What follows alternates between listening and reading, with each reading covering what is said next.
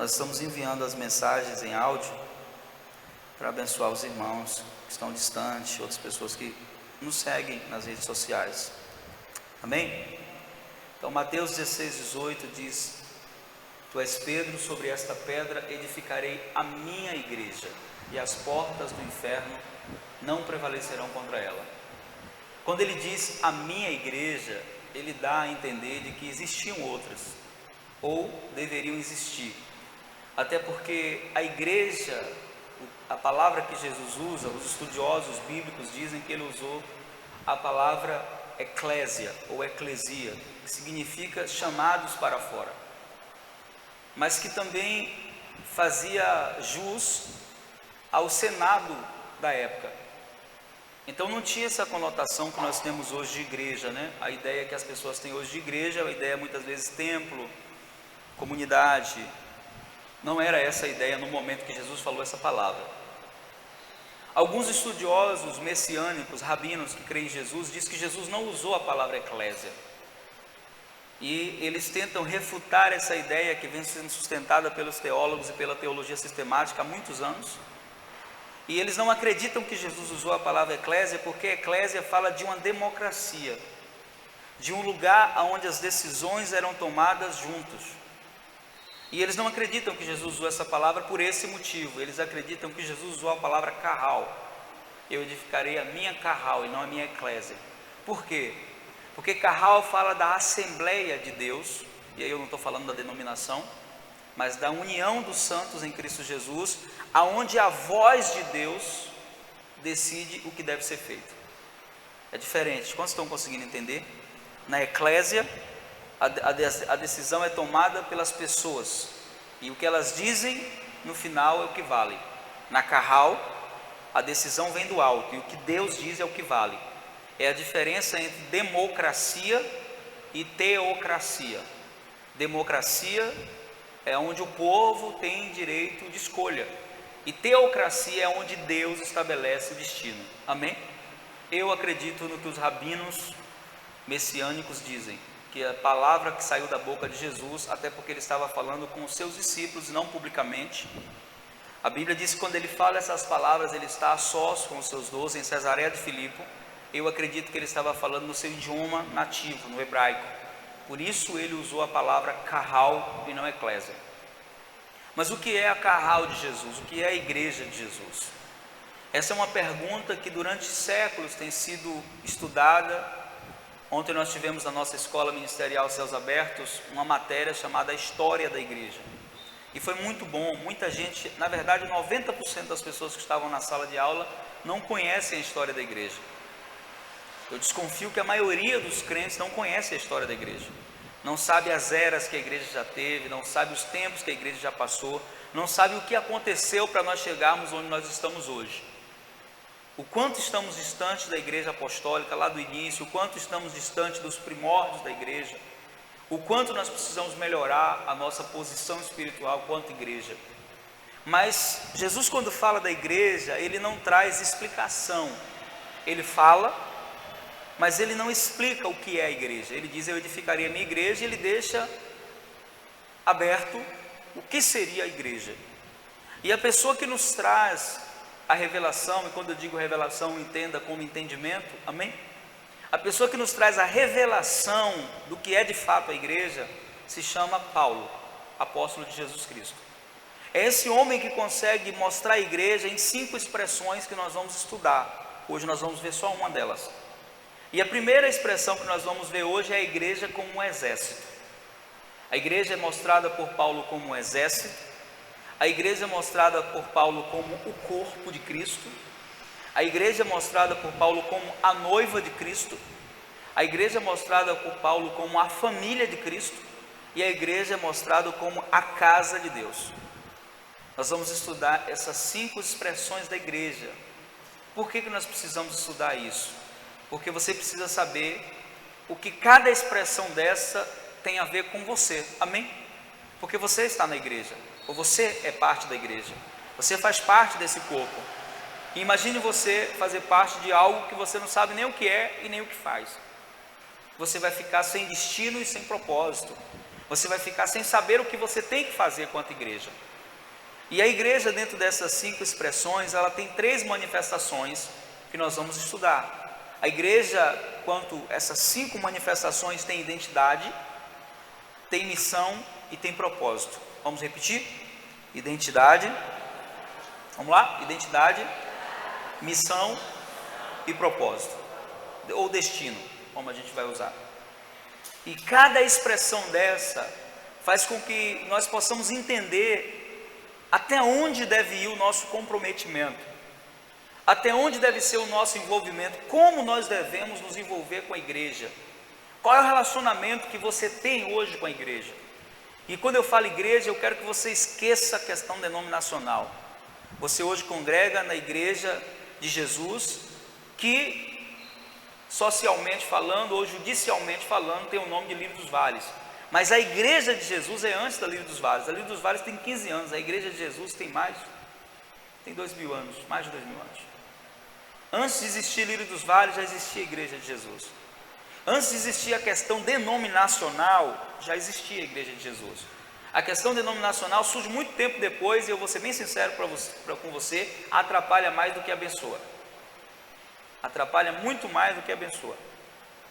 Porque geralmente é assim, você entra no ônibus, você senta lá no ônibus, ou você está no metrô, no trem, e de repente você está ali na sua, concentrado, senta alguém do seu lado com a Bíblia na mão, você fala, ó, é irmão. Aí, mais ou menos ali, rola um clima, você puxa uma conversa, né? Tudo bem, bom dia? Bom dia e tal. Você é evangélico? Hoje pergunta assim, né? Na minha época eu perguntava, você é crente? Mas sou. Inevitavelmente a segunda pergunta é, de que igreja você é? Eu passei muitos anos respondendo para as pessoas assim, da mesma da sua. De que igreja você é? Da mesma da sua. Aí a pessoa às vezes era da Assembleia de Deus. O irmão é da Assembleia de Deus? Não, eu sou da Igreja de Jesus. Você não é da Igreja de Jesus? Sou, então sou da mesma sua. Passei um tempão respondendo assim. Às vezes ainda respondo assim, da mesma da sua. Por quê? Porque Jesus não tem várias, ele tem uma única igreja. E ele disse, eu edificarei a minha igreja. Só tem a dele. A única que ele tem responsabilidade de cuidar, nutrir e edificar é a dele. Se não é dele, ele não tem compromisso. E para ser dele, tem que estar tendo ele como cabeça. Se ele não é o cabeça, ele não é o dono. Se ele não é o general, ele não é o dono. Se ele não é o pai, ele não é o dono. Se ele não é o fundamento, ele não é o dono. Falando das expressões que a gente vai usar. Se ele não é o noivo, ele não é o dono. Para ele ser o dono, ele tem que ser o general desse exército, o capitão desse exército. Para ele ser o dono, ele tem que ser a cabeça desse corpo. Para ele ser o dono, ele tem que ser o noivo dessa noiva. Para ele ser o dono, ele tem que ser o pai dessa casa. Para ele ser o dono, ele tem que ser o fundamento dessa casa. Vocês estão entendendo? Então é inevitável, é quase inevitável. Você pergunta para as pessoas assim, o irmão congrega onde? E aí, dependendo da resposta que a pessoa te dá, você já tem no seu coração formatado como é que você vai enxergar aquele irmão. Se disser, eu sou da Assembleia, você já fica assim, da Batista, Presbiteriana, por aí vai. E isso é um problema porque essas divisões denominacionais, elas se constituíram um grande problema no nosso século. Por quê? Porque elas demonstram para o mundo que nós não somos um povo unido. Nós somos um povo repartido. Uma vez perguntaram para o Papa João Paulo II, no seu tempo de papado, se ele não temia o crescimento dos evangélicos, principalmente na América Latina. Ele disse, não tenho medo deles porque eles são divididos. E essa divisão justamente surge no coração porque a maioria das pessoas não entende o que é a igreja. Se nós entendermos o que é a igreja, irmãos, nós não vamos olhar a questão denominacional, nós vamos olhar o que nos une. O que é que nos une, pastor? O sangue do Cordeiro que nos comprou. O mesmo sangue que comprou você, me comprou. A Bíblia diz que só vão entrar pelas portas da Nova Jerusalém aqueles que tiveram as suas vestes lavadas no sangue do Cordeiro. Não fala que vai entrar quem é de igreja A, de igreja B, de igreja tal, não fala nada disso. Por isso não importa a denominação que você está, quando você tem um compromisso verdadeiro com Deus. É claro que eu estou falando de denominações sérias, que levam a palavra de Deus. Não quero colocar aqui seitas e heresias que têm fachada de igreja, mas que não são igreja.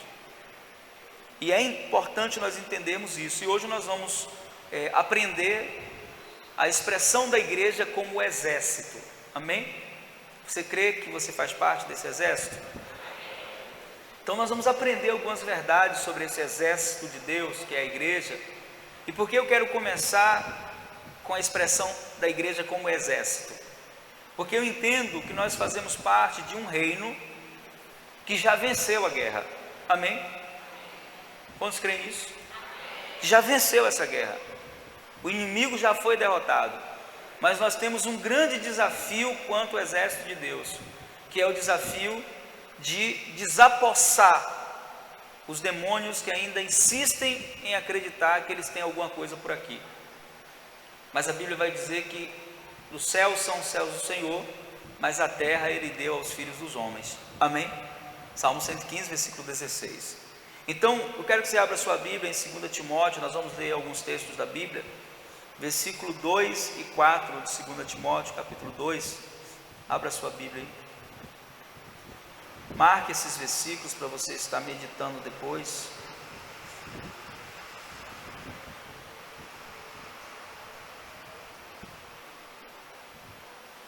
A igreja como exército, nós vamos falar primeiro da sua identidade.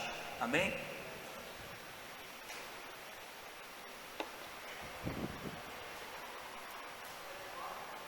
Segunda Timóteo capítulo 2,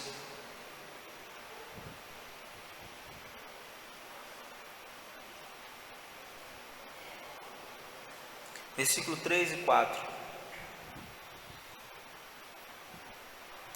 Podemos ler? Amém? Sofre comigo, como o quê? Como o quê? Fale mais alto. A minha versão diz assim, como bom soldado de Cristo. E aí ele diz no versículo 4, nenhum soldado em serviço se embaraça com negócios desta vida. Por quê? Aí ele diz, a fim de agradar aquele que o alistou para a guerra. Quem foi que te alistou para a guerra? Quem foi que te alistou? Então, a primeira parte que nós vamos falar sobre identidade, missão e destino. Nós vamos falar primeiro sobre esse entendimento do que somos como soldados de Cristo. A primeira exortação de Paulo a seu filho na fé, seu discípulo Timóteo, é que ele entenda que nessa guerra que nós vamos travar, existe vitórias, amém? Porque nós estamos do lado vencedor, mas mesmo havendo vitórias, existe sofrimento. Porque a expressão inicial de Paulo, no versículo 3, ele começa dizendo assim, sofre comigo. Olha só que convite desafiador. O convite é o quê? Sofre comigo. A gente tem vivido dias no Evangelho onde o sofrimento tem sido até uma carta convite para aqueles que querem se entregar a Jesus. Venha para Jesus e você não vai mais sofrer. Você não vai sofrer mais na mão do diabo, porque Jesus é o libertador, ele vai te tirar de lá. Você não vai sofrer mais no domínio dos vícios, porque Jesus é o libertador e ele vai romper todo o vício da sua vida. Você não vai sofrer mais dos males que te atormentavam, mas existe um sofrimento no Evangelho que não é um sofrimento opressor, a ponto de nos fazer perder a certeza em Deus, pelo menos deve ser assim, que na verdade tem recompensa. Quero que você ouça o que eu vou dizer agora. Todo sofrimento em nome de Deus, e verdadeiramente sendo em nome de Deus, tem recompensa. Amém? Não existe ninguém que sofra pela causa do reino e fique sem recompensa.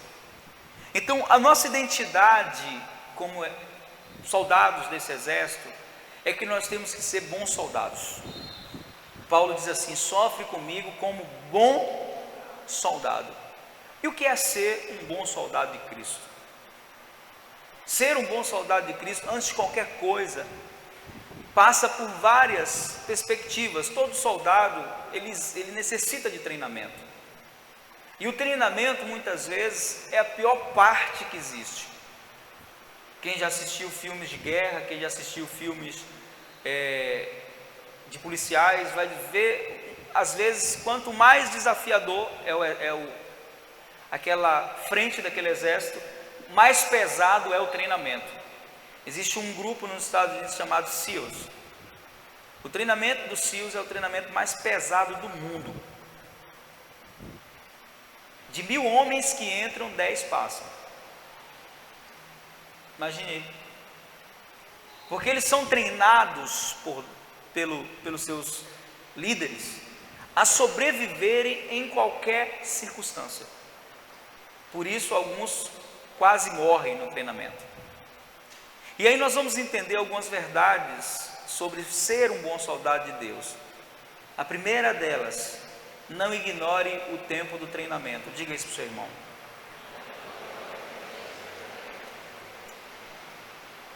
Talvez essa situação que você está passando na sua família, na sua casa, essa luta que você está enfrentando hoje, não seja nada mais, nada menos do que um treinamento de Deus. E esse treinamento de Deus, ele tem uma característica muito difícil e desafiadora. É que o treinamento de Deus, na maioria das vezes, é subjetivo. Ele não fala que está te treinando. Ele apenas te treina. E é preciso ter essa perspectiva de treinamento. Eu aprendi isso muito cedo na fé. Por isso, todas as vezes que me acontece uma situação adversa, eu dentro de mim pergunto, por que será que isso está acontecendo? Qual o propósito? O que será que Deus quer com isso? Por que eu preciso pensar dessa forma? Primeiro, porque eu não posso perder a consciência. Você, como discípulo de Jesus, como soldado de Cristo, você não pode perder a consciência de que você está numa guerra. Nem adianta chegar na igreja e dizer, não, pastor, eu sou da paz, eu não quero me envolver com guerra. No dia que você entrou no reino de Deus, você entrou numa guerra terrível. Essa guerra não é uma questão de escolha, é uma questão de sobrevivência no reino. Você está em uma guerra e nessa guerra você tem 3 inimigos que nunca vão deixar de ser seus inimigos. Quem são eles, pastor? O mundo, a carne e o diabo. Eu não vou falar deles hoje, vou falar de você como soldado. Mas esses 3 inimigos, o mundo, a carne e o diabo, eles sempre estarão lutando contra você. Por isso, quanto mais profundo for o seu chamado, quanto mais profundo for o seu ministério, mais pesado vai ser o seu treinamento. Às vezes a gente olha para algumas pessoas e a gente diz assim, poxa, por que eu passo tanta luta e ele não? Por quê? Porque Deus conhece o nível de cada um que está aqui. Tem coisas que eu suporto, tem coisas que você não suporta. E eu não suporto porque eu sou forte, eu suporto porque eu sou obediente. Eu não suporto porque eu sou melhor que você, eu suporto talvez porque eu seja mais ensinável que você. E quando eu falo eu, não estou dizendo eu, Santos, estou dando um exemplo. Então tem pessoas que são de Deus, que elas passam por um treinamento tão pesado, que quando você olha para elas, você diz assim, meu Deus, eu não suportaria isso. Quantos aqui já leram o livro O Homem do Céu? Quem nunca leu? Você precisa ler esse livro antes de morrer. É um dos livros que você não pode passar pela vida sem ler. O Homem do Céu, editora Betânia. Você vai comprar esse livro em nome de Jesus. Quando você comprar esse livro, que você começar a ler esse livro, a primeira sensação que você vai ter é que você não é crente de verdade. Você vai ficar com vergonha do seu cristianismo. Por quê? Porque esse livro fala de um soldado de Deus chamado Yun, um cristão chinês. Ele esteve no Brasil a primeira vez, tem 4 anos. E Yun se converte, ainda jovem, ao Senhor. E quando ele se converte, no país dele, na época que ele se converteu, não era permitido ter Bíblias. Não era permitido. E ele se converte e passa aproximadamente 2 anos fiel a Jesus, sem nunca ter lido a Bíblia. Nunca tinha pegado uma Bíblia. O país dele, se alguém fosse pego com a Bíblia naquela ocasião, era assassinado. E a família pagava a bala que era usada. Então o missionário vai até o país dele, e o Espírito Santo usa esse missionário e diz para esse missionário assim: dê a sua Bíblia de presente para o Yun. Só que ele não sabia, o missionário não sabia quem era crente de verdade e quem não era. Por quê? Muitos comunistas se infiltravam entre os irmãos, passavam 1 ano, 2 anos descobrindo a localidade dos irmãos, depois vinha o exército e prendia todo mundo e assassinava. Então esse irmão começou a se aproximar do Yun, mas ficou com medo de dar a Bíblia para ele e ele ser um infiltrado. Então à noite o Yun tem um sonho, e no sonho esse irmão chega com um carrinho de supermercado cheio de pão e dá para ele de presente. Diz: olha, eu quero lhe dar um presente, dá um carrinho cheio de pão. O Yun no outro dia conta o sonho para o irmão: diz: eu tive um sonho com você, missionário, e eu sonhei que você me dava um carrinho cheio de pão, e eu entendi o sonho. Sim, o sonho significa o quê? Você vai me dar uma Bíblia. E o missionário diz assim: esse foi o sinal que eu pedi a Deus, está aqui a Bíblia. O Yun leu a Bíblia inteira em 1 semana. Em 1 mês ele tinha decorado o livro de Mateus inteiro, do capítulo 1 ao capítulo final, 28. Decorado. Com 2 meses ele foi convidado para pregar uma congregação. Ele nunca tinha pregado na vida, depois de 2 anos de crente.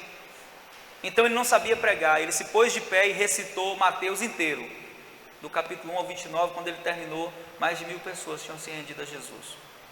E esse homem começou a se tornar um homem bomba na mão de Deus. Ele começou a visitar as aldeias e ganhar pessoas para Jesus. Mas quando ele estava apenas 8 meses fazendo isso, ele foi preso.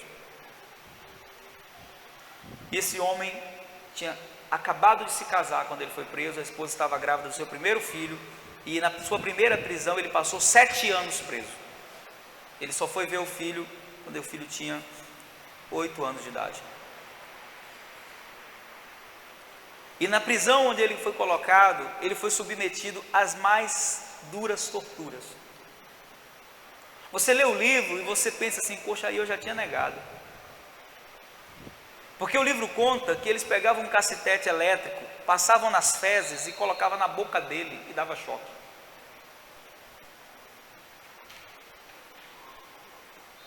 Eles cortavam pedaços do corpo dele. Um dado momento ele está tão fragilizado que ele é levado à enfermaria daquele presídio. Ele pensa: não, vou me medicar. Não, eles pegaram as seringas de injeção e começaram a enfiar debaixo das unhas dele, dos pés e das mãos. Ele é surdo de um ouvido porque enfiaram uma no ouvido dele e furou o tímpano. E quando diziam para ele assim: você vai negar, você vai dizer onde está a igreja escondida, você vai dizer onde estão os irmãos, ele dizia: eu não posso, porque eu sou um homem do céu, meu compromisso não é com essa terra. Se vocês me matarem agora, vocês não estão me prejudicando, vocês estão me dando acesso à entrada do céu, porque eu sou um homem do céu. Eu não sou Judas. Isso é o de menos. Se você for ler o livro, tem muito mais história. E quando eu li o livro, eu fiquei impressionado. Eu disse: meu Deus, que fidelidade. Mas eu penso que Deus, Ele conhece a estrutura de cada um de nós.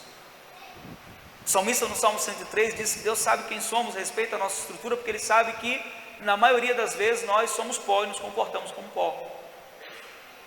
Então, o que muitas vezes acontece é que eu não compreendo o tratamento de Deus na sua vida, ou o treinamento de Deus na sua vida. Porque muitas vezes Deus está te treinando, e a gente acha que é o diabo que está atacando. A gente acha que é por isso, por aquilo. O treinamento de Deus, sempre no final é revelado que foi um treinamento.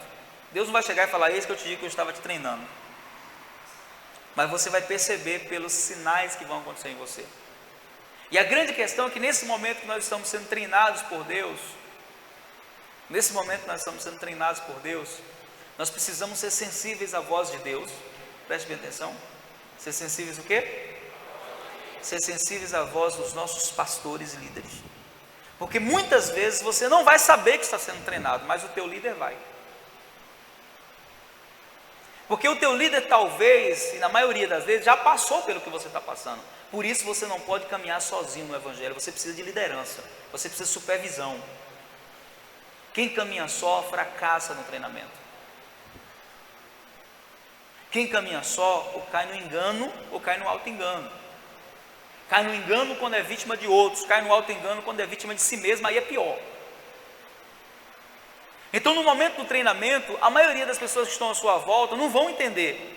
E aí é onde entra uma crise. Qual é a crise? A maioria das pessoas que estão à nossa volta, quando não compreendem que Deus está nos treinando, elas entram em crise com a nossa crise.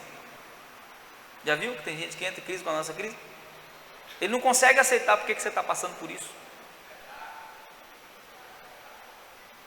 E Jó passou por isso, né? Os amigos de Jó entraram em crise na crise de Jó. Não, Jó, isso está acontecendo, você pecou, não é possível, Jó. Só que o bichinho não tinha pecado, não. Quanto mais profundo for o teu chamado, quanto mais alto Deus quiser te levar, mais forte vai ser o treinamento. Um dos treinamentos mais pesados da Bíblia, na minha opinião, é de um homem chamado José. Todo mundo quer chegar onde José chegou, né? Mas não quer passar pelo que ele passou. Eu quero o trono, antes do trono teve cova. Eu quero o trono, antes do trono teve cadeia. Eu quero o trono, antes do trono teve traição. Eu quero o trono, antes do trono teve rejeição dos irmãos, teve perseguição, teve falsa acusação, teve um monte de coisa. Mas ele foi fiel. Então diga para o seu irmão, seja fiel durante o treinamento, e você vai chegar onde Deus quer te levar. Você crê nisso? Então, para ser um bom soldado de Cristo, eu tenho que ser fiel, irmãos. Porque a gente lê os resultados, mas não quer enfrentar o processo. Não quer enfrentar. A gente só quer os resultados. Ah, eu quero isso, eu quero aquilo. Eu aprendi que em Deus nós conquistamos à medida que somos sendo tratados. E Deus está tratando contigo. Deus está te treinando. Pastor, eu estou sendo rejeitado. Deus está te treinando. Eu quando falo para pastores, eu digo que na minha caminhada pastoral, eu tive pastores muito bons, mas eu tive umas peças ruins na minha vida. Verdade. Porque no treinamento de Deus, os Saúls fazem parte também. Para Deus treinar Davi, teve que ter um Saul. E o Saul ensinou para Davi, quando Davi chegou no trono, ele já aprendeu, de que quem estabelece é Deus. E que quando Deus estabelece, até o rei pode tentar remover, não consegue. Então na minha vida, no meu treinamento ministerial, eu tive muitos homens que foram bênçãos, mas eu tive muitos Saúls. E o interessante é que os Saúls são meus amigos até hoje. Porque eles sempre foram meus inimigos, algumas vezes, né? Mas eu nunca fui inimigo deles. Alguns deles eu brinco, hoje a gente tem intimidade assim, você foi Saul da minha vida, mas eu sempre fui Davi na sua. E aí, quando eu falo disso, eu digo o seguinte: com os pastores bons que Deus colocou na minha vida, eu aprendi o que se deve fazer durante o treinamento. E com os ruins, eu aprendi o que não se deve fazer. Eu disse assim: Deus, quando eu for pastor, nunca vou fazer isso com as pessoas. Deus também estava me ensinando. Porque Deus não nos ensina só através de situações positivas. Quando você é um bom aprendiz, Deus te ensina até diante de situações negativas. Tudo é aprendizado para quem está disposto a aprender. Repita isso comigo. Tudo é aprendizado para quem está disposto a aprender. Você sabia que até o fracasso pode te ensinar muita coisa? Nós somos treinados a vida inteira para vencer e não somos treinados a nos recuperar quando fracassamos. Você sabia disso? Tem pessoa aqui que se fracassar não sabe o que vai fazer, entra em depressão, se suicida. Porque a gente não ensina as pessoas a fracassarem e saírem do fracasso aprendendo alguma coisa. Tem um dos grandes ensinadores de liderança que ele disse que o que ele aprendeu com o fracasso? Ele aprendeu que se você caiu, aproveite o tempo no chão, não se levante rápido não. Porque quando você se levantar, tenta pegar alguma coisa, não se levanta de mãos vazias não. Ele nos ensina, esse treinador, ele diz o seguinte: nós aprendemos a cair, mas aprendemos a nos levantar de mãos vazias, ou seja, saímos da experiência negativa sem nada proveitoso.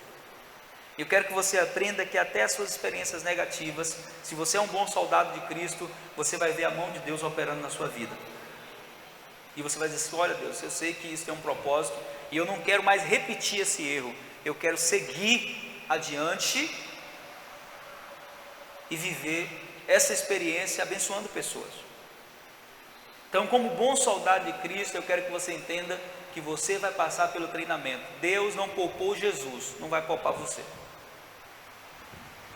Hebreus capítulo 5, versículo 8, se você quiser anotar ou ler, diz assim: sendo filho, falando de Jesus, aprendeu o quê? Aprendeu obediência por aquilo que sofreu. Jesus aprendeu obediência como? Por aquilo que... Quer dizer que Jesus é desobediente, pastor? Não é isso que eu estou dizendo. O texto diz que a obediência de Jesus precisou ser trabalhada até o nível em que ele precisava estar ali no Getsemane e Deus fosse glorificado na obediência dele. E o meio que Deus usou para treinar Jesus, não se engane, será os mesmos meios que Deus vai usar para nos treinar. Porque a proposta divina é que nós, eu e você, sejamos filhos semelhantes a Jesus. Amém? Então o treinamento de Jesus começa onde? Onde é que começa o treinamento de Jesus? Ninguém lembra?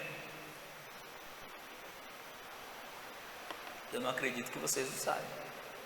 Vamos lá, gente, não fique com medo de errar não. Onde é que começa o treinamento de Jesus? No deserto. Ixi, pastor, eu não gosto de deserto não. Pois é, deserto para Deus é lugar de treinamento. O que é que nós aprendemos no deserto, pastor, durante o treinamento? O que Jesus aprendeu? Jesus aprendeu 3 coisas no deserto, que eu quero que você guarde aí. Jesus aprendeu que ele deveria depender só de Deus e de mais ninguém. Jesus aprendeu a confiar só em Deus, para lhe livrar, e em mais ninguém. E Jesus aprendeu que tem que ser fiel a Deus, acima das suas necessidades.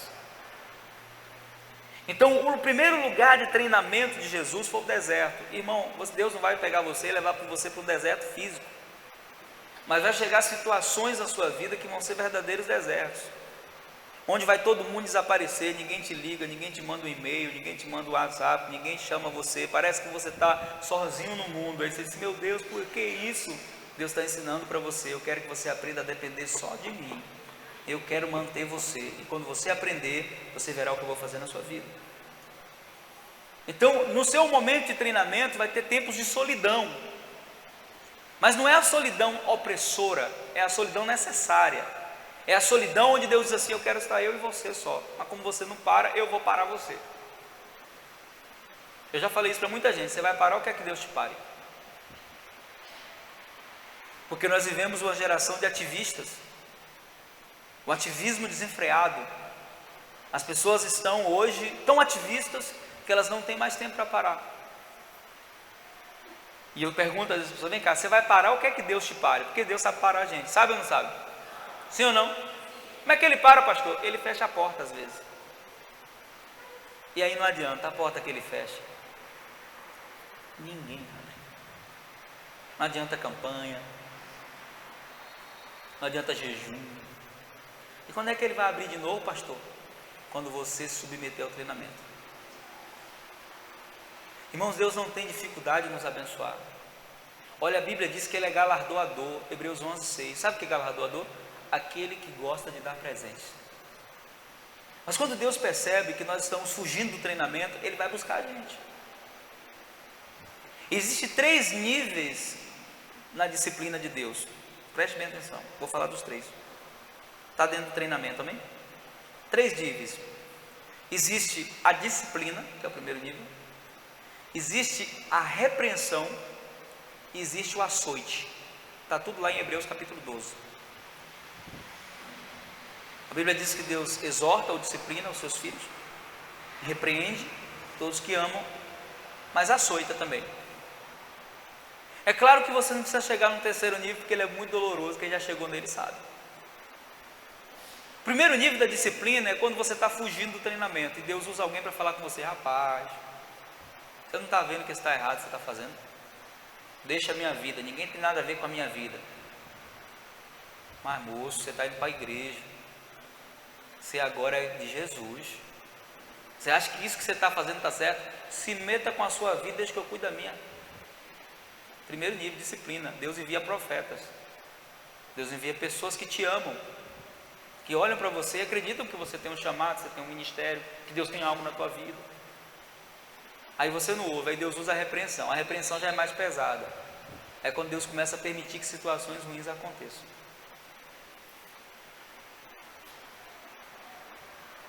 E aí a porta fecha, as coisas começam a dar errado.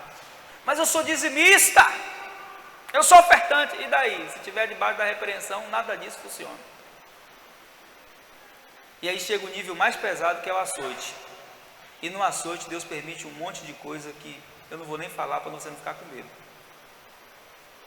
Mas tem gente que perde casamento, tem gente que perde a saúde, tem gente que perde a empresa por causa da desobediência. Aí vem quebradinho, né? Eu não preciso disso, nem você. Seja obediente à voz de Deus, amém? Esteja atento ao tempo de Deus na sua vida. Deus está te treinando. Para quê, pastor? Para te levar a viver coisas altas nele. Então tudo que teve no treinamento de Jesus vai ter no seu. No treinamento de Jesus teve deserto, no seu vai ter também. No treinamento de Jesus teve rejeição? Sim. João capítulo 7 diz que nem mesmo seus irmãos acreditavam no ministério dele. Cheguei um dia uma escola de pastores que eu estava dando aula, e estavam os pastores e a liderança deles, e eu fiz a seguinte pergunta: quantos aqui seguiriam um líder que nem a família dele acredita nele? E ninguém levantou a mão. Eu disse: ninguém seguiria um líder que nem a família dele acredita nele? E ninguém levantou a mão. Eu disse: pois é. Então nenhum de vocês seguiria Jesus. Porque João capítulo 7 diz que nem mesmo seus irmãos criam nele. Mas como Jesus sabia quem ele era, ele tinha certeza da identidade dele, ele não se importou com a falta de credibilidade diante das pessoas. Ele manteve a sua fidelidade e o tempo revelou quem ele era. Então as pessoas podem até não crer que você, elas podem até não dar crédito a você, mas ninguém pode parar o tempo. Há um provérbio que diz que o tempo é o senhor da verdade.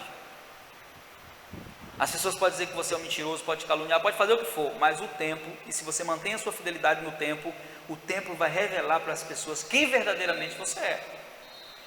E os irmãos de Jesus, convivendo com eles, começaram a perceber que tinha algo diferente nele.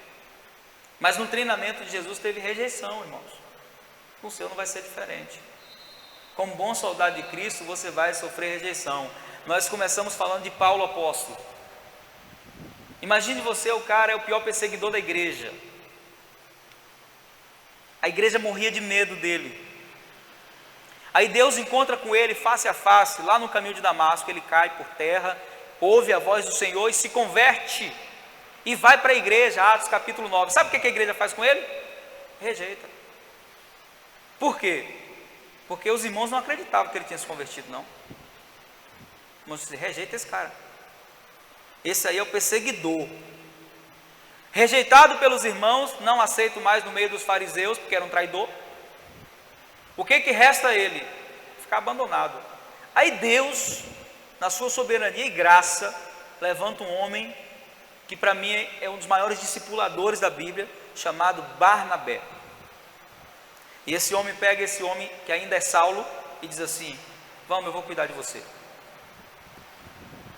A história diz que Paulo passou 9 anos sendo cuidado por Barnabé e rejeitado pela igreja. A igreja não aceitava ele. O ministério dele só acontece 10 anos depois, quando Barnabé vai a Antioquia e traz ele. Imagine você 10 anos de rejeição. muita gente deixaria Jesus por isso. Sim ou não? A igreja, imagine você, a igreja não te aceitou. A igreja disse, não, esse cara aí tal. Ele não. Qualquer um pode vir, menos ele. Esse assassino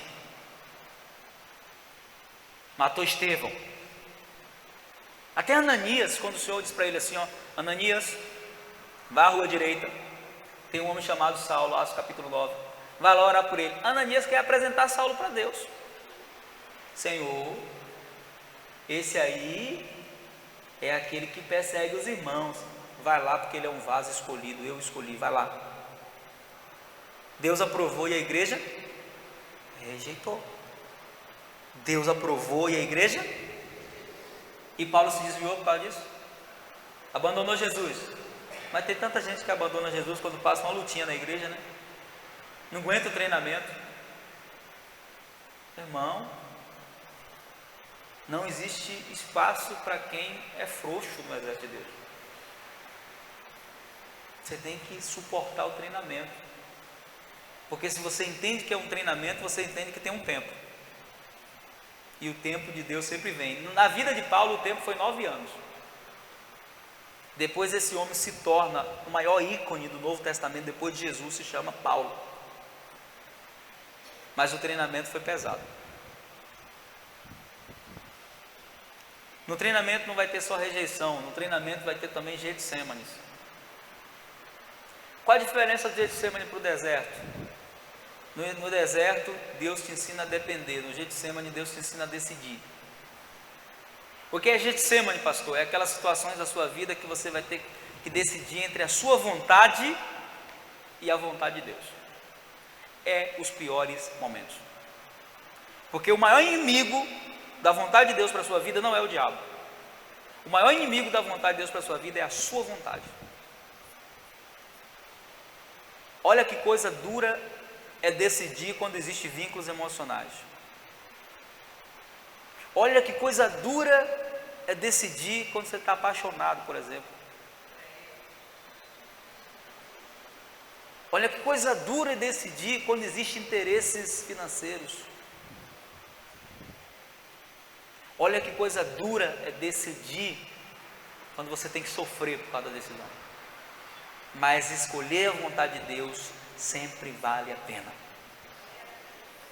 A vontade de Deus, ela é boa, ela é perfeita e ela é agradável, ainda que no início ela não pareça.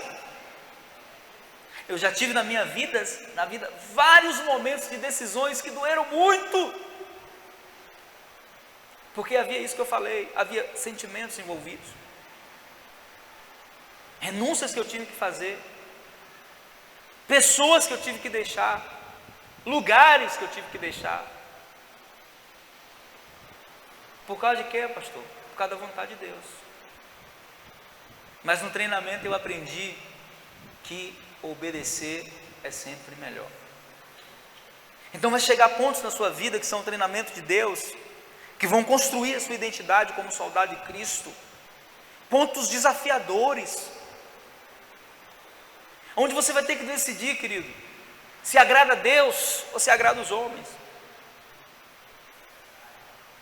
Se obedece a Deus, obedece a homens. Vai ser lá no trabalho, quando o patrão mandar você fazer algo errado, que você sabe que é errado.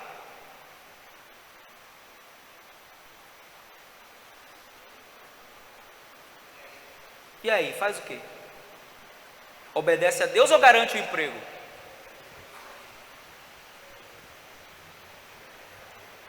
Ah, se essa porta se fechar, minha família passa fome. Quem sustenta a sua casa é Deus. Quem sustenta a sua família é o Senhor. É aquele momento entre que tem que decidir entre um sentimento, às vezes até errado. Porque eu não estou falando aqui de renúncia de coisas erradas somente, porque renunciar ao que é errado é obrigação. Eu estou falando de momentos da sua vida que você vai ter que renunciar a coisa que não é pecado, mas também não é da vontade de Deus para a tua vida naquela hora, nem naquele momento. Não é pecado. Todas as vezes que eu falo de lugares, eu digo para as pessoas assim, se eu tivesse vontade ainda, eu, Santos, eu moraria em tal lugar. Aí a pessoa diz, você não mora por quê? Porque eu não tenho mais vontade, quem manda na minha vontade é o Senhor. Eu aprendi no meu treinamento que livre-arbítrio só existe para quem está fora do reino. Entrou no reino, não existe livre-arbítrio. No reino só existe a vontade do rei. Ou você aceita ou desobedece. Ele não negocia. Quem ensinou isso? Jesus. Pai, se for possível, passa de mim. Contudo, não seja feita a minha. Ou seja, sendo possível ou não possível, eu quero obedecer a tua vontade. Então no treinamento você vai aprender que tem que decidir certo. E dói decidir certo, sabia? Decidir certo quando tem algo para ganhar assim, aparentemente a gente vê e diz, se eu fizer isso aqui eu vou ganhar isso aqui, é muito bom. Mas quando parece que você só está perdendo, e Deus diz, sai disso, sai fora. Mas Deus, eu estou há tantos anos, sai fora. Ô Deus, sai fora. Quando nós obedecemos, nós vemos que Deus não dá direção sem propósito. A vida com Deus não é loteria. A vida com Deus é direcionamento. A gente não está tentando acertar, tem um Deus que nos guia. E o nome dele é Espírito Santo. Então existe o tempo do treinamento. E qual o propósito do treinamento? Gerar a identidade de soldado. Mas não de qualquer soldado, de um bom soldado. Amém? Primeira parte, identidade. Segunda parte, como exército, a igreja tem uma missão. Qual é a missão? Efésios 6,12 diz que nossa luta não é contra a carne, nem contra o sangue, mas contra os principados e potestades e contra os poderes das trevas deste mundo. Efésios 3,10 diz que a missão da igreja é revelar a glória de Deus diante dos principados e potestades. Então qual é a missão da igreja quanto exército? É destronar principados e potestades e estabelecer o reino de Deus aonde ela estiver. Essa é a missão da igreja quanto exército. Quanto exército, essa é a nossa missão. E na nossa missão, se você vai cumprir uma missão, existem algumas coisas que você precisa saber em relação à missão. A primeira delas, você precisa saber quem é seu inimigo na missão. Pergunta para o seu irmão, você sabe quem é seu inimigo? Porque se você não souber, você corre o risco de estar atacando o inimigo errado e o tempo passar e a missão não ser cumprida. E se tem uma coisa que eu tenho certeza que a igreja não sabe, quando eu falo igreja, eu não estou querendo generalizar, muita gente da igreja, é quem é o seu inimigo nessa guerra. Se soubesse, não ficava falando mal do irmão. Se soubesse, não faria o que o exército de Deus faz. Há um provérbio que diz que o exército de Deus é o único exército que deixa os soldados feridos para trás. Porque você só presta até pecar na igreja. Você pecou, acabou, não vale mais nada. Só que Deus não nos trata assim. Nem você trata os seus filhos assim. Você fala para o seu filho, não corre não que se cair, minha mãe dizia, se cair ainda apanha. Mas a mãe não aguenta ver o filho correr, cair e bater, só se for muito ruim. Ainda mais se sangrar, aí corre, esqueceu a ordem na hora e cuida da ferida, não é assim? Deus faz igual. O diabo colocou na mente da gente um pensamento religioso satânico, de que quando você peca, Deus não quer mais meia com você. Isso é mentira, irmãos. A maior prova disso está no Éden. Quando Adão pecou, Deus foi lá se encontrar com ele? Foi ou não? Quem não estava lá no lugar da adoração, foi Deus ou Adão? E Deus virou as costas e foi embora, não foi? Esse miserável pecou, falei para ele não comer, ele comeu. Foi assim que Deus fez? Deus foi procurar Adão? Quando Deus encontrou Adão, Deus acusou Adão? Não, Deus fez perguntas. Eu costumo dizer que Deus brincou até de esconde-esconde com Adão. Porque Deus sabia onde Adão estava, porque Deus é onisciente. Mas Deus pergunta, Gênesis 3,9: Adão, onde estás? E o pecado produziu na vida de Adão, que produz na nossa vida até hoje. O que é que o pecado produz quando nós pecamos? Um pecado que a gente sabe que entristeceu o Espírito Santo. Quais são as reações da nossa alma? Fuga, culpa, transferência de culpa, medo de Deus, e a nossa visão em relação a Deus é alterada. Então quando Deus encontra ele: Adão, você está onde? Ele disse: eu ouvi a tua voz soando no jardim e tive medo. Um sentimento errado. A Bíblia vai dizer no livro, na epístola de João, o verdadeiro amor lança fora. Então o pecado tem o poder de alterar o nosso amor e a nossa visão em relação a Deus. Não é para ter medo de Deus, é para ter temor, respeitar, saber que Ele é Deus, que Ele é soberano, mas entender que o amor dele pela sua vida é incondicional. Ele foi atrás de Adão, Ele vai atrás de você quando você pecar, porque Ele te comprou com o sangue dele, e Ele não vai jogar você fora. Mas nós, quanto soldados, quanto exército, na maioria das vezes, nós viramos as costas para quem peca. Eu não estou falando de pessoas, irmãos, que vivem no pecado dentro da igreja, não. A gente tem que saber fazer distinção, amém? Paulo vai dizer em 1 Coríntios capítulo 9, ele vai dizer assim, ó: alguém que se dizendo irmão, e for devasso, e for impuro, e for pilantra, com esse aí, vocês não devem nem comer. Vocês não devem nem sentar para comer. Alguém que se dizendo irmão for assim, vocês não devem nem sentar para comer. Então a gente tem que saber fazer distinção entre a pessoa que teve uma fraqueza e caiu, e o cara que é safado mesmo. Não é nem pecador, é pecadeiro. Pecado para ele é algo que ele faz com naturalidade. Não. Eu estou falando daquele irmão que você sabe, que você conhece a vida, e que de repente aquele irmão, por um vacilo, ele cai. E a Bíblia vai dizer: aquele que está em pé, cuide para que não caia. Sabe como é que a Bíblia diz que você tem que tratar esse irmão? Abra sua Bíblia em Gálatas aí. Abre aí.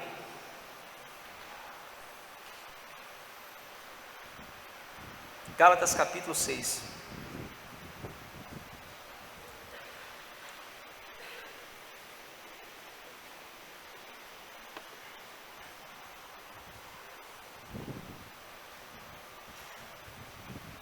Quem encontrou, diga amém. Olha o que a Bíblia diz quando teu irmão cai, o que é que você deve fazer? Irmãos, versículo 1: se um homem chegar a ser surpreendido em algum delito, vós que sois espirituais, corrigi o tal com agressividade. É assim? Com raiva. Como é que você deve corrigir ele? Com quê? Com mansidão. E olha por ti mesmo, para que também tu não sejas tentado. Quando seu irmão cai, assim que você devia ter ele: você é meu irmão, não é para você ter feito isso não. Jesus continua acreditando em você, mas nós muitas vezes viramos as costas. Nem paz do Senhor a gente dá mais. Vira a cara. Sou civil até agora, não serve mais. Deus não faz isso com ninguém, irmãos. Não faz. O Kenneth Reagan, no seu livro O Amor é Importante, ele conta uma experiência que ele estava num congresso de pastores e um pastor tinha pecado. E o pastor que pregou não falou o nome do pastor, mas aquela pregação, sabe? Que você não fala o nome, mas diz quem é. Quem já teve em algum lugar assim? Porque tem ministros de Deus, que não sei o que, e aí todo mundo, glória a Deus, aleluia, o Kenneth Reagan junto também, amém, amém, amém. E ele conta no seu livro que ele tinha uma experiência de, uma vez por mês, tirar 3 dias a sós com o Senhor. E naquele mês, depois daquela conferência, ele foi para o seu momento a sós com Deus. E quando ele estava ali de joelhos orando, ele ouviu a voz do Senhor dizer para ele assim: quem é tu, pois, que julga o servo alheio? Ele disse: oxi. Não, esse hoje foi meu, da Bahia, né? Disse: como? Julga o servo alheio? Eu não julguei ninguém, Senhor. E a voz do Senhor veio de novo: quem é tu, pois, que julga o servo alheio? Senhor, mas eu não julguei ninguém. Aí ele lembrou da pregação do irmão. Aí, como todo mundo faz, transferiu a culpa, né? Senhor, eu não preguei nada, quem pregou foi ele. Quem é tu, pois, que julga o servo alheio? Senhor, mas quem pregou foi ele. O Senhor disse para ele: no momento que você disse amém, era como se você tivesse subido ali e pregado a mesma mensagem. Quem é tu, pois, que julga o servo alheio? Aí ele não admitiu o pecado, novamente debatendo com Deus, né? Tem gente que tema, né? Disse assim: mas Senhor, ele não pecou mesmo? O Senhor disse assim: claro que pecou. Mas ele é servo de quem? Seu ou meu? Quem é tu, pois, que julga o servo alheio? E aí Deus fez uma revelação forte para ele. Ele disse assim: meu filho, ele pecou, e se você estivesse no lugar dele, debaixo do nível de tentação que ele passou, tu faria pior que ele. Quem é tu, pois, que julga? E aí, onde é que está escrito isso, pastor? Romanos 14, versículo 4. Quem és tu que julgas o servo alheio? Para o seu próprio Senhor, ele está em pé ou cai. Como eu falei, no açoite tem quedas que é Deus que permite, para nos tratar. Mas estará firme, porque poderoso é o Senhor para o firmar. Amém? Então quando o meu irmão cai, eu tenho que socorrer ele com amor. Porque pode ser um teste de Deus na vida dele. Talvez esse irmão, um dia Deus vai levantar ele lá na frente, vai ser a pessoa que vai me ajudar. E se na hora da dor dele eu desci o pau? Eu me lembro de uma fase da minha vida que eu, no começo do meu ministério, cometi um pecado, desses pecados que a gente acha que é mais feio que os outros, né? E aí eu sabia que eu tinha pecado, eu mesmo me afastei do ministério, mesmo exigi disciplina, e fiquei afastado do ministério um tempo. E muita gente falava, né? Ah, o ministério acabou, já era, não sei o que, E aí eu me lembro que eu estava em casa um dia na casa da minha sogra, assim, sentado lendo a Bíblia. E eu tenho um grande amigo, né? O nome dele é Josivaldo Oliveira, pastor. É um dos meus melhores amigos na terra. Nós nos tratamos como irmãos, os filhos dele me chamam de tio, os meus filhos chamam ele de tio. A gente não toma decisões em família sem consultar o outro. Agora eu mandei minha filha para o seminário, né, para uma escola de missões, e esqueci de falar a data que Dani foi, ele me ligou triste. Poxa, rapaz, Dani foi, você nem me falou o dia. E eu, meu irmão, me perdoe, porque a gente tem uma aliança muito forte. Mas eu me lembro que nessa época que eu pequei, que eu cometi esse pecado, eu estava em casa assim, sentado, e eu ouvi tanta coisa, meu nome saía na rádio, era muita coisa, tinha muita expressão naquela cidade. De repente o portão da casa da minha sogra abriu, era ele já entrou chorando. Eu não sabia o que tinha acontecido, porque tinha mais ou menos um mês, 2 meses tinha acontecido aquilo comigo, mas ele já entrou chorando, e me abraçou e começou a chorar, e disse assim: eu vim aqui para chorar por você, e para chorar com você, e eu quero dizer para você que eu continuo acreditando no seu chamado, que eu continuo acreditando no seu ministério, que eu sei que Deus não desistiu e eu vou continuar acreditando. Então, são essas pessoas que Deus busca no seu exército, pessoas que levantam aquele que caiu, pessoas que na sua missão como exército sabem quem são seus inimigos. O nosso inimigo não é carne e nem é sangue. Você sabe uma coisa que me irrita, e eu preciso terminar, só tenho 5 minutos, ainda tenho que falar do destino da igreja como exército. Sabe uma coisa que me irrita, que eu fico com raiva quando eu estou aqui na igreja? Quando vem pregadores aqui, que fazem pregações incitando um irmão contra o outro. Aquelas mensagens, sabe, que porque quem não te ajudou quando Deus te honrar? Isso é pregação carnal, irmãos. Quem te viu passar na prova não te ajudou, né? Quando vê você na bênção vai se arrepender. É porque aquele que te humilhou, Deus ama o teu inimigo também. Pare com isso, que Deus não tem raiva do teu inimigo. Nem sempre seus inimigos são inimigos de Deus. O Deus que livrou Sadraque, Mesaque e Abednego não livrou Estevão, converteu Saulo. Então vamos parar com esse discurso idiota que é pregado em nome do Evangelho, semeando contenda entre irmãos, fazendo a pessoa sentir mais raiva do que vontade de perdoar. Não, ele vai ver. Aquilo que ele me fez, ele vai ver. Isso é vingança, irmãos. Jesus ensinou o contrário, ele disse: ore pelo que te persegue, abençoe eles.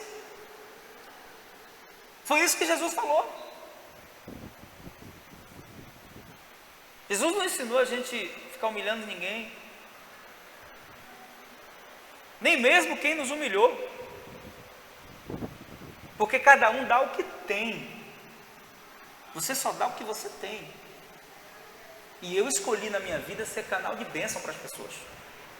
Da minha boca não sai maldição, nem palavra ruim em direção a ninguém, porque a fonte que jorra aqui dentro é fonte de bênção. Tiago fala: como pode a boca que glorifica a Deus amaldiçoar aquilo que ele criou? Como pode? A gente vê esse evangelho de contenda. Eu fico indignado quando eu ouço isso. Ainda bem que o pastor presidente é o pastor Rogério, porque se fosse eu tomava o microfone na frente, sem crise nenhuma. Já fiz isso em várias igrejas que fui pastor. Começou a falar besteira, eu subia lá e dizia assim: olha, se o irmão não entrar na palavra, o irmão não vai continuar pregando. Porque a nossa responsabilidade quando a gente está aqui em cima não é falar nossas opiniões pessoais, é pregar a palavra de Deus. Até as nossas experiências ruins têm que ser respaldadas pela palavra. Então, queridos, vamos ter discernimento. O seu inimigo não é o teu irmão. Ah, pastor, mas ele me perseguiu, me caluniou, isso e aquilo. Faça o que Jesus mandou fazer, abençoe ele. Quem obedece a Deus não toma prejuízo. A Bíblia diz assim: faça o bem para quem fez o mal para você. Quando você faz isso, a Bíblia diz que você vai amontoar brasas na cabeça da pessoa. Ou seja, vai ser como se um fogo, não um fogo que mata, tá? Um fogo que vai incomodar essa pessoa e ela vai ver que ela está errada. Cada um dá o que você tem em Jesus. Então dê Jesus para as pessoas, amém? Se você espremer uma laranja, vai sair suco de laranja, não vai sair suco de maçã. Então quando você for apertado, que Jesus flua da sua vida, não flua outra coisa diferente, amém? E nosso destino, para a gente terminar, temos um destino como igreja. Qual é o nosso destino como exército de Deus? Nosso destino como exército de Deus é um dia entregar o reino ao Pai junto com Cristo, amém? E se não chegarmos isso em vida, o Senhor não voltar, o nosso destino como soldados de Cristo é terminar a nossa vida, poder olhar para trás e falar a seguinte frase: combati o bom combate, acabei a carreira, guardei a fé. E qual é a sua recompensa como exército de Deus? É a quarta coisa: identidade, missão, destino e recompensa. A recompensa está no versículo 8. Desde agora, a coroa da justiça me está guardada, a qual o Senhor, justo juiz, me dará naquele dia. E não somente a mim, mas também a todos que amam a sua vinda. Quantos amam a vinda do Senhor? Então, como bom soldado de Cristo, eu quero te incentivar nessa manhã. Se comprometa com o Senhor. O primeiro versículo que nós lemos diz que quem é um bom soldado de Cristo não se envolve com os negócios dessa vida. Não é que você não vai trabalhar, não é que você não, entenda bem, porque tem gente que pega uma palavra dessa e se pronto, agora eu vou viver pela fé. E todo mundo vive pela fé, irmão. A Bíblia diz: o meu justo viverá da fé. Quando a Bíblia diz que não se envolve com os negócios dessa vida, está dizendo que você não pode fazer o que todo mundo faz, você não pode ser o que todo mundo é. Você é representante do exército de Deus. Você não pode fazer o que todo mundo faz, você não pode ser o que todo mundo é. Ah, mas todo mundo faz isso. Eu não sou todo mundo, eu estou representando um exército. E eu não quero envergonhar quem eu estou representando. Amém? Por isso algumas coisas têm que fazer parte da sua vida: sinceridade, honestidade, transparência. Tudo isso para que você seja um bom soldado de Cristo. Não se envolva com os negócios dessa vida. Nós vivemos no tempo das facilidades, da corrupção, da desonestidade, onde muitos lugares que você chega, quando você fala que você é crente, seu crédito é rejeitado, não por sua causa, mas por causa de muitas pessoas que representaram o mau exército de Deus. Então seja autêntico. Você é representante do Rei dos Reis, do Senhor dos Senhores. E na sua chamada, na sua missão, você precisa entender que você vai destronar principados e potestades. E a melhor forma de fazer isso é vivendo os valores do reino de Deus. Por quê? Porque os valores do reino de Deus transmitem luz. E aonde a luz chega, as trevas têm que sair. Amém? Quantos são soldados desse exército? Vamos militar o bom combate, vamos lutar, entendendo que as armas da nossa milícia não são carnais, mas poderosas em Deus para a destruição de fortalezas. 2 Coríntios 10:4. Amém? Eu quero orar por você. Fique de pé em nome de Jesus. Pode aplaudir o Senhor.